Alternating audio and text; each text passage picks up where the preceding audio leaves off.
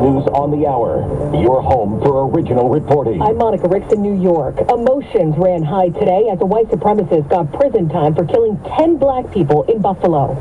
Relatives of those killed in the Buffalo grocery store shooting last May, including Barbara Massey, spoke of their pain, anguish, and anger. You gonna come to our city and decide you don't like black people. Man, you don't know a damn thing about black people. 19-year-old white supremacist Peyton Gendron told the court. I'm very sorry for the pain I forced the victims and their families to suffer through. Gendron was sentenced to life in prison without parole. He had pleaded guilty last November. Jim Krasula, CBS News. CBS News has learned employees working on a train were concerned about its weight and length before it derailed and burst into flames in Ohio. That train was 151 cars long and carrying 18,000 tons of toxic chemicals.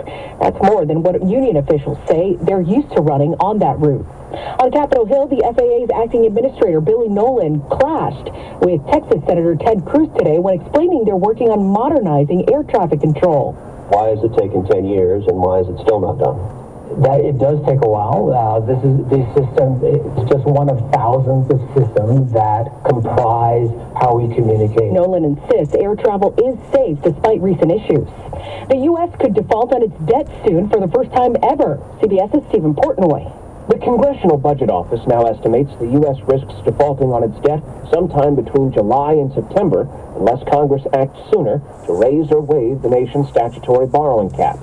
At a union hall in Maryland, President Biden noted Republicans repeatedly voted to raise the debt ceiling during the Trump administration. They wouldn't inflict pain on the American people then. Why would they do it now? Well, I tell you why, it's just politics. Republicans argue the nation has accumulated too much debt. They're demanding spending cuts. Actress and international sex symbol Raquel Welch has died at 82. Introducing the fabulous Raquel Welch, the sensational star discovery of this or any other year in 1 million years BC. She became famous for her movie roles in the 60s, but worked in Hollywood for decades.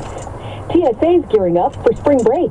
And I met you in the summer. The agency says the spring break travel season actually begins this Friday and runs through April 21st. Despite the heavy numbers, the agency says it does expect to meet its wait time standards of 30 minutes or less. Pretty on me. Pretty on Garth. Matt Piper, CBS News. Thousands of fans celebrated the Chiefs' Super Bowl win with a huge parade today in Kansas City. QB and MVP Patrick Mahomes. This is just the beginning. We ain't done yet. The Chiefs beat the Philadelphia Eagles 38-35 for its second title in 4 seasons. This is CBS News. Well, that's today's news. I didn't hear any good news, did you?